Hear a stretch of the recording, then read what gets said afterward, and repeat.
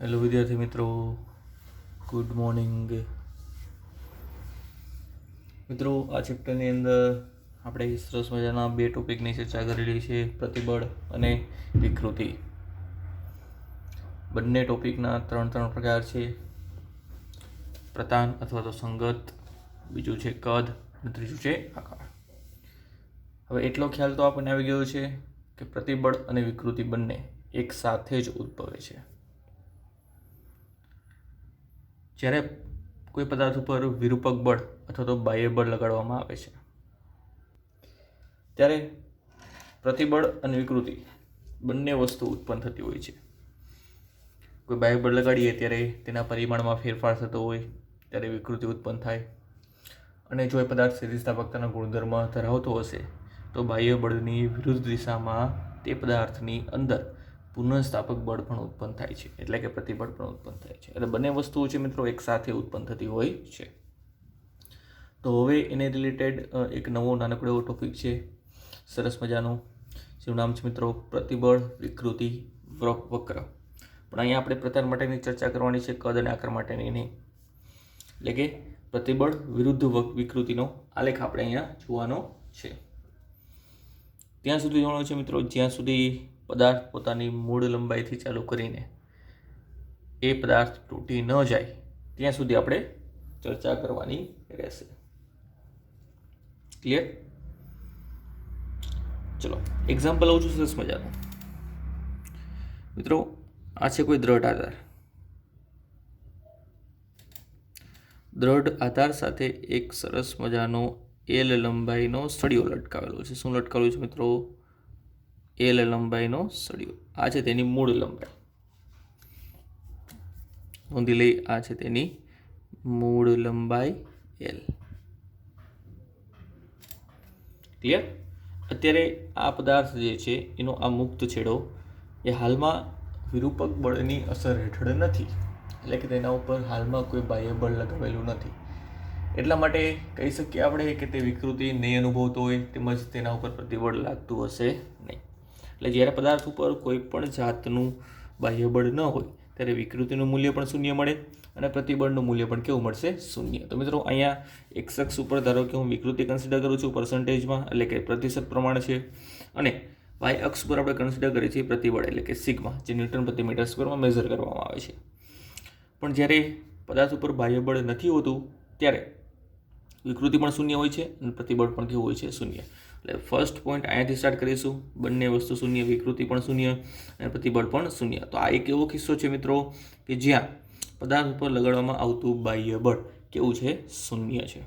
કેવું છે મિત્રો? શૂન્ય છે. ચલો અહીંયાથી સ્ટાર્ટ કરવાનું છે આપણે. હવે ધીમે ધીમે ધીમે તેની નીચે આપણે દળ લગાડતા જશું, એટલે વજન બળ વધતું જાય. ક્લિયર? વજન બળ એટલે એક પ્રકારનું બાહ્ય બળ જ થયું. તો આપણે અહીંયા બીજું કાંઈ નથી કરવાનું મિત્રો. અહીંયા માત્ર આપણે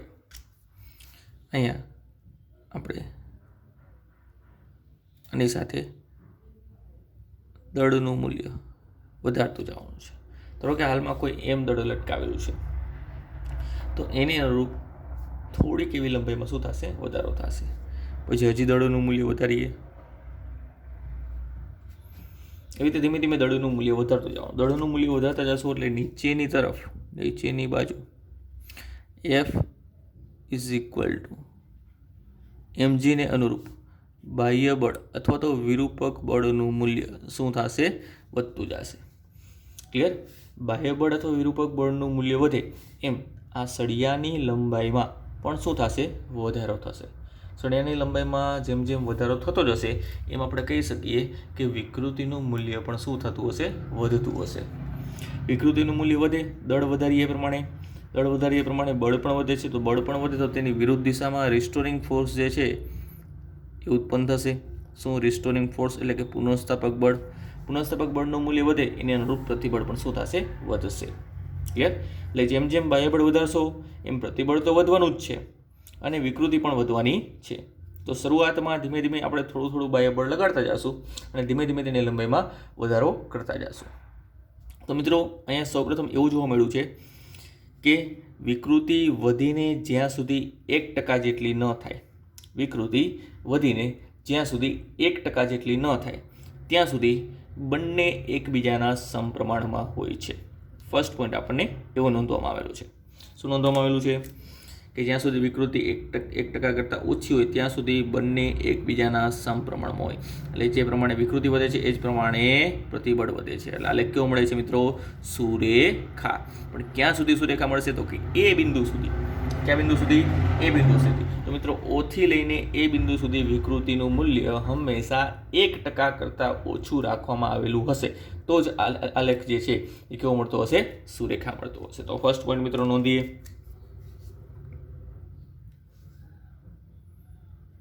1% કરતાં ઓછી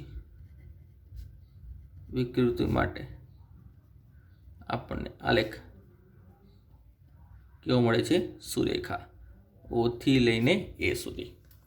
ઓથી લઈને એ સુધી આલેખ કેવો મળે છે? એટલે કે અહીંયા જો તમે નીચે લંબાવો તો અહીં જે વિકૃતિ મળતી હશે મિત્રો 1% કરતાં કેવી હશે? એટલે આટલો ભાગ જે છે 1% કરતાં ઓછી વિકૃતિવાળો હશે. આ વસ્તુ અલગ છે, એને અત્યારે કન્સિડર નથી કરવાની.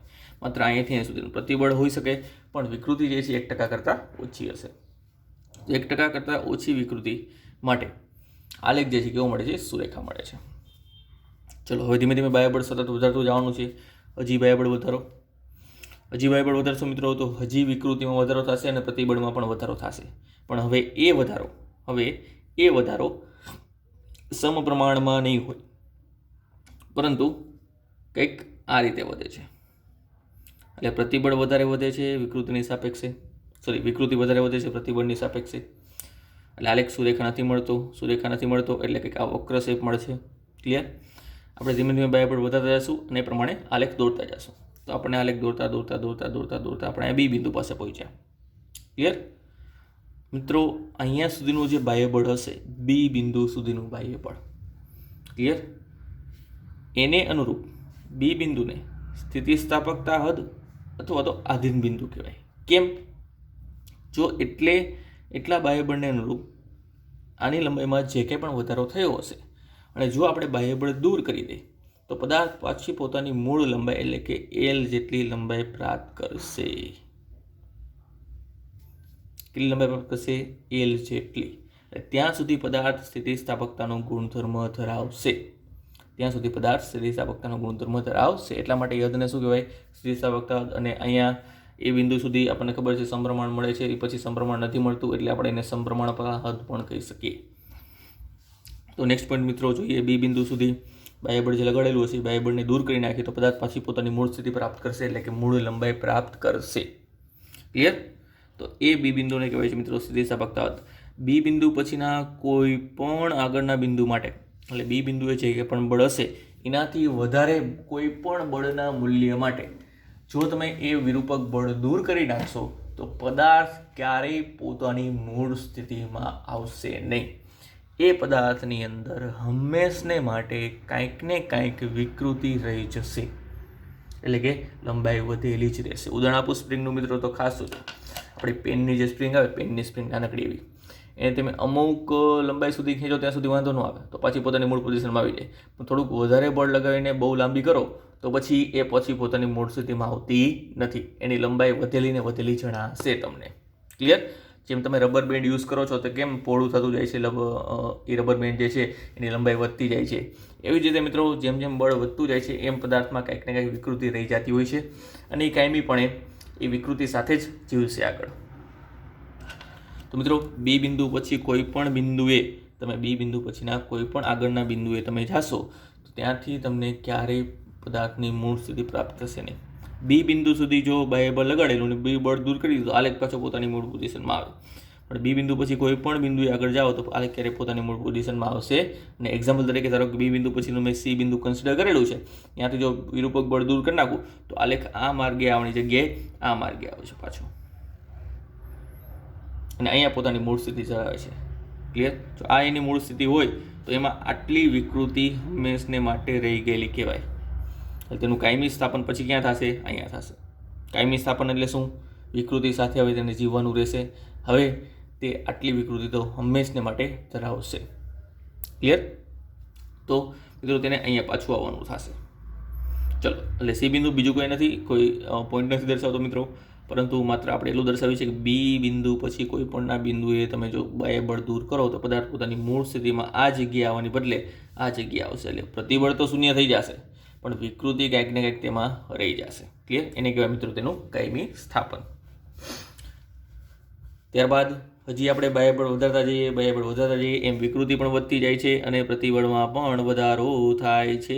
તો આગળ જતાં ક્યાંક એવો પોઈન્ટ આવશે કે તમને ત્યાં પ્રતિબળ મેક્સિમમ જોવા મળશે. જો આ પ્રતિબળ મેક્સિમમ, આનાથી પ્રતિબળ તમને ક્યાંય વધારે જોવા મળતું નથી. પ્રતિબળ મહત્તમ જોવા મળશે. એ મહત્તમ પ્રતિબળને મિત્રો સિગ્મા યુ એટલે કે તણાવ પ્રબળતા કહે છે. શું કહે છે મિત્રો? તણાવ પ્રબળતા. તો નેક્સ્ટ પોઈન્ટ એ પણ નોંધી દઈએ, સિગ્મા યુ એને કહેવાય તણાવ પ્રબળતા, જ્યાં શું જોવા મળે છે? મહત્તમ પ્રતિબળ જોવા મળે છે. ક્લિયર? તો એક મેક્સિમમ હશે મિત્રો, આપણે બળ વધારતા જઈએ છીએ તો મેક્સિમમ પોઈન્ટ એવો હશે કે જ્યાં પ્રતિબળ મેક્સિમમ થશે. પછી ભાઈ બાહ્ય બળ વધારશો તો વિકૃતિ વધે છે, પણ પ્રતિબળ લગભગ તેની સાપેક્ષે થોડુંક શું થાય છે? ઘટે છે. કારણ કે હવે તૂટવાની અણી ઉપર આવે છે. એ પદાર્થ શું આવે છે? તૂટવાની અણી ઉપર આવે છે. એટલે હવે વિકૃતિમાં વધારો થાય છે, પણ પ્રતિબળમાં જે છે એ ઘટાડો થાય છે. જુઓ, પ્રતિબળમાં શું થાય છે? ઘટાડો થાય છે. હજી બાહ્ય બળ વધારીએ આપણે તો વિકૃતિ વધે છે, પ્રતિબળ ઘટે છે અને કોઈક એવો પોઈન્ટ આવશે કે હવે પૂરું થવા આવશે પદાર્થનો. એટલે કે આ સળિયો જે છે એ શું થશે? બ્રેક થઈ જશે, તૂટી જશે. તો જે બિંદુએ સળિયો તૂટી જાય એ બિંદુને આપણે કહીએ છીએ ફ્રેક્ચર પોઈન્ટ. એટલે એ બિંદુ થશે મિત્રો ફ્રેક્ચર પોઈન્ટ. ક્લિયર? તો એલ જેટલી લંબાઈથી આપણે ચાલુ કરેલું હતું, ત્યાંથી સળિયો તોયડા સુધીની વાત કરેલી છે આપણે અહીંયા. ક્લિયર? જેમ અહીંયા મહત્તમ પ્રતિબળને સિગ્મા યુ એટલે કે તણાવ પ્રબળતા કહેવાય છે, એવી રીતે સ્થિતિસ્થાપકતા હદ માટે અથવા તો આધીન બિંદુ માટે જે પ્રતિબળ હોય છે એને સિગ્મા વાય વડે દર્શાવાય છે મિત્રો, અને એને આધીન પ્રબળતા કહે છે. શું કહે છે? આધીન પ્રબળતા. એને શું કહે છે મિત્રો?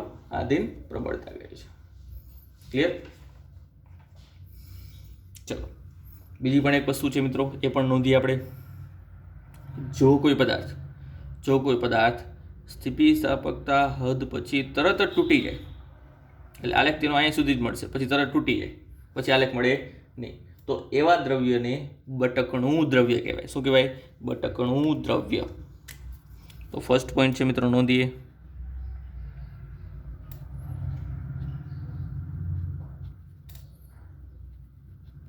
બટકણું દ્રવ્ય. જો કોઈ પદાર્થ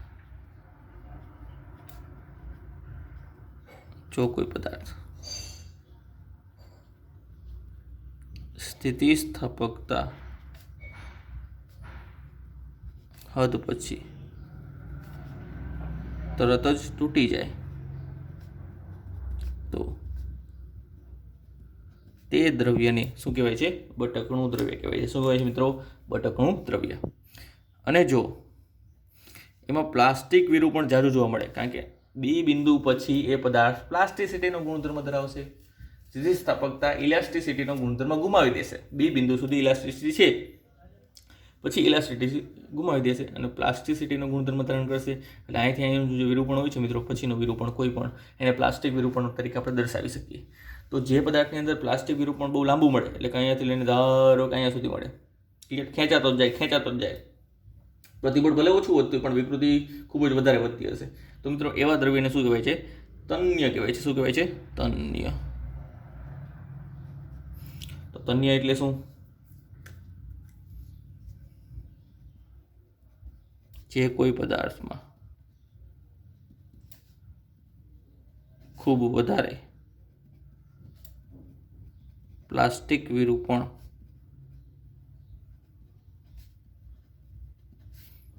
જોવા મળે તેવા દ્રવ્યને શું કહે છે? તન્ય કહે છે. શું કહે છે મિત્રો? તેવા દ્રવ્યને તન્ય કહે છે. ક્લિયર? તો બે દ્રવ્ય હોય છે મિત્રો, જે સ્થિતિસ્થાપકતા હદ પછી તૂટી જાય એ તરત, એવા દ્રવ્યને શું કહેવાય છે? બટકણું દ્રવ્ય. અને જે લોંગ ટાઈમ સુધી પોતાની વિરૂપણ જાળવી રાખે એવા દ્રવ્યને કહેવાય છે મિત્રો તન્ય. શું કહેવાય છે? તન્ય. ચલો, આ છે બેઝિક પ્રતિબળ વિકૃતિની આલેખની વાત રેગ્યુલર સ્થિતિસ્થાપકતા ધરાવતા પદાર્થો માટે. હવે અમુક અપવાદ પદાર્થો પણ છે કે જેમાં આવો આલેખ નથી મળતો, એમાં કંઈક વિચિત્ર પ્રકારનો આલેખ મળે છે અને મેક્સિમમ જેટલી વિકૃતિ જોવા મળે છે. મેક્સિમમ એટલે લગભગ 400% જેટલી વિકૃતિ જોવા મળે. કેટલી? 400% જેટલી વિકૃતિ. એટલે મૂળ લંબાઈના 400% જેટલી લંબાઈ તમે વધારી શકો. ક્લિયર? તેવા અમુક અપવાદ કિસ્સાઓ પણ છે. અને આવા જે પદાર્થો હોય કે જેમાં ખૂબ જ મહત્તમ પ્રકારની વિકૃતિ જોવા મળે એવા પદાર્થને મિત્રો કહેવાય છે ઇલાસ્ટોમર. શું કહેવાય છે? ઇલાસ્ટોમર. તો તેની પણ એક નાનકડી એવી ચર્ચા આપણે સાથે સાથે કરીએ. એનો પણ પ્રતિબળ વિરુદ્ધ વિકૃતિનો વક્ર કંઈક આપણને અલગ રીતે જોવા મળશે. મિત્રો હવે જોઈએ આપણે ઇલાસ્ટોમર જેવા પદાર્થોની વાત, એટલે કે અમુક અપવાદ પદાર્થો. કેવા અપવાદ પદાર્થો મિત્રો? તો કે એવા પદાર્થો કે જેની અંદર વિકૃતિ 400% અથવા તેની આજુબાજુ, એટલે કે ખૂબ વધારે મળતી હોય એવા પદાર્થોને મિત્રો શું કહેવાય છે? એવા પદાર્થોને કહેવાય છે ઇલાસ્ટોમર. એટલે જે પદાર્થને ખેંચીને તમે તેમાં ખૂબ મોટી વિકૃતિ ઉત્પન્ન કરી શકો તેવા પદાર્થ શું કહેવાય છે?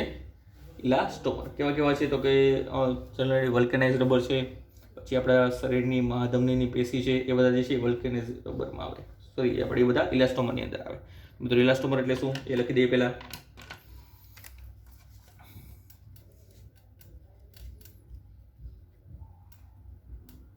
જે પદાર્થને ખેંચીને તેમાં બહુ મોટી વિકૃતિ ઉત્પન્ન કરી શકાય. વિકૃતિ ઉત્પન્ન કરી શકાય તેવા પદાર્થને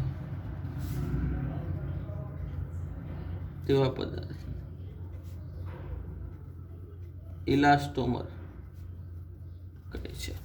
શું કહે છે? તેવા પદાર્થને ઇલાસ્ટોમર કહે છે. ક્લિયર? ઉદાહરણ તરીકે નામ આપવા હોય તો વલ્કેનાઇઝ રબર છે,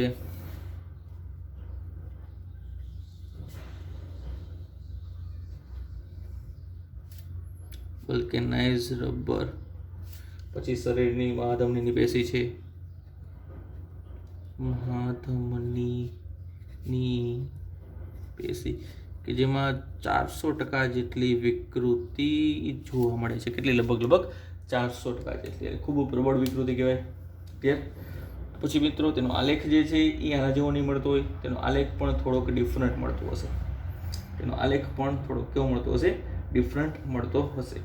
અને તેમાં 1% કરતાં ઓછી વિકૃતિ માટે જે સમપ્રમાણનો સંબંધ જે છે આલેખ સુરેખ મળતો હતો, એ સમપ્રમાણનો સંબંધ પણ અહીંયા લાગુ પડતો હશે નહીં. તો મિત્રો એનો આલેખ જોઈએ કેવો મળે છે. ચલો આને આપણે સિગ્મા લઈ લઈએ અને આપણે વિકૃતિ લઈ લઈએ એપ્સિલોન સિગ્મા. એપ્સિલોન જે છે એ ઓલરેડી આપણે ટકામાં જ વાપર્યું છે. તો મિત્રો તેનો આલેખ જે છે એ કંઈક આવો મળે છે.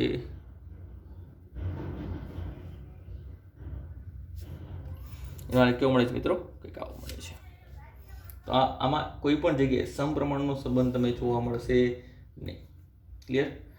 આ સ્થિતિસ્થાપકતાનો ગુણધર્મ અહીંયા સુધી ધરાવે છે. આપણે વિચારી શકીએ ધારો કે આ જે છે એ 400% જેટલી વિકૃતિ છે, તો 400% સુધી તો એ આરામથી સ્થિતિસ્થાપકતાનો ગુણધર્મ ધરાવે છે. ક્યાં સુધી? 400% સુધી. ક્લિયર? એટલે જો 400% સુધી વિકૃતિ તમે વધારો અને એટલી લંબાઈ પ્રાપ્ત કરો અને પછી બાહ્યબળ દૂર કરો તો પદાર્થ પાછો પોતાની મૂળ સ્થિતિમાં આવે છે. એની મૂળ સ્થિતિમાં આવવા માટેનો માર્ગ તેનો આ નથી, પરંતુ માર્ગ બદલાય છે પણ આવે છે એ જ સ્થિતિમાં. તો જાય છે આ માર્ગે, આવે છે આ માર્ગે. તો પદાર્થ પોતાની મૂળ સ્થિતિમાં પાછો આવે છે. ક્લિયર? તો વલ્કેનાઇઝ રબર કે પછી શરીરની મહાધમની બે માટે લગભગ આવો કંઈક સેમ આલેખ મળે છે. એટલે મિત્રો અહીં ખાસ યાદ રાખજો, એક અપવાદ કિસ્સો છે ઇલાસ્ટોમર. ક્લિયર? પછી ઘરે જઈને એમ ન કહેતા કે ચલો ચેક કરીએ, વલ્કેનાઇઝ રબર તો આપણને ઇઝીલી નથી મળતું, તો શરીરની મહાધમનીની પેશી ખેંચીને બહાર કાઢી અને જોઈએ 400% જોવા મળે છે કે સાહેબ સાચું પણ આવે છે કે નહીં. એવી આપણે કોઈ પણ જાતની ટ્રાય કરવાની રહેતી નથી. ક્લિયર મિત્રો? તો આ થઈ ચર્ચા પ્રતિબળ વિરુદ્ધ વિકૃતિના આલેખોની, જેમાં ફર્સ્ટ જે જોયું આપણે એ રેગ્યુલર સ્થિતિસ્થાપકતાનો ગુણધર્મ ધરાવતો એવા પદાર્થો માટે લાગુ પડે છે પ્રતાન માટે, અને આ જે છે સ્પેશિયલ ઇલાસ્ટોમર પદાર્થો માટે લાગુ પડે છે. એટલે કે જે અપવાદ કિસ્સાઓ હોય 2 થી 3 એના માટે આવો આલેખ લાગુ પડે છે. હવે મિત્રો જે હમણાં આલેખ બન્યા આની પહેલાંનો, એમાં તમે જોયું કે શરૂઆતનો જે છે પોર્શન ઓથી લઈને એ સુધીનો, એ પોર્શનની અંદર તમને પ્રતિબળ અને વિકૃતિ એકબીજાના સમપ્રમાણમાં મળે છે. તો એનો મતલબ તો એવો થયો ને કે આલેખ સુરેખા મળે છે. યસ, જોયું આપણે. મિત્રો એ જે નિયમ છે એ માત્ર એવું નથી પ્રતલ માટે લાગુ પડે છે, એ વસ્તુ કદ માટે પણ લાગુ પડી શકાય છે, 0 થી 1% વાળું, અને આકાર માટે પણ લાગુ પડી શકાય છે. ક્લિયર? જો ત્રણેય માટે લાગુ પડી શકાતું હોય તો એ આપણે ત્રણેય માટે એપ્લાય પણ કરીશું અને તેના કંઈક સૂત્ર પણ બનાવશું. મિત્રો આ જે સંબંધ જે છે પ્રતિબળ વર્સિસ વિકૃતિનો, એને વ્યાખ્યાયિત કરેલો હતો હુક નામના વૈજ્ઞાનિકે. એટલે જે સુરેખ સંબંધ છે મિત્રો ઓથી લઈને એ સુધીનો, એ સુરેખ સંબંધ હુકના નિયમ તરીકે ઓળખવામાં આવે છે. તો એ નાનકડો પ્રશ્ન છે મિત્રો 2 માર્કનો. હુકનો નિયમ સમજાવો અને સ્થિતિસ્થાપકતા અંકનો એકમ તથા પારિમાણિક સૂત્ર લખો. તો લખીએ મિત્રો. નેક્સ્ટ નાનકડો એવો પોઈન્ટ છે,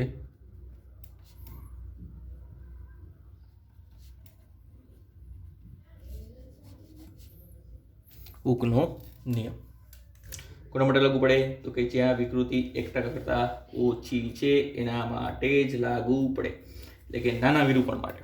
ક્લિયર? તો લખીએ મિત્રો. સૌપ્રથમ નિયમ શું છે હુકનો નિયમ?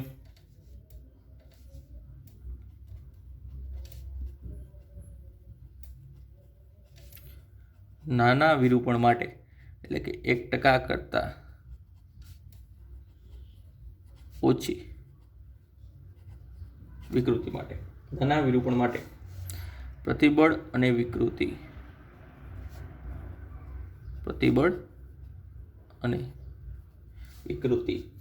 એકબીજાના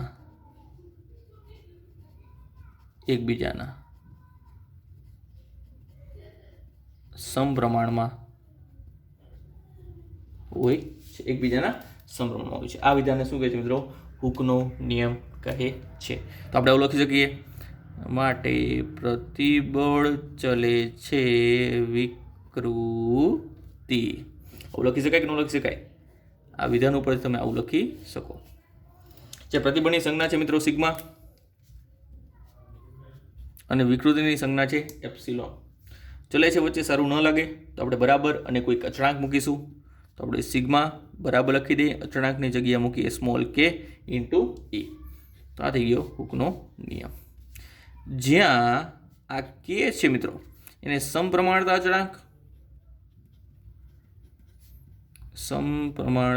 અચળાંક અથવા તો સ્થિતિસ્થાપકતા અંક પણ કહે છે, અથવા તો શું કહે છે મિત્રો?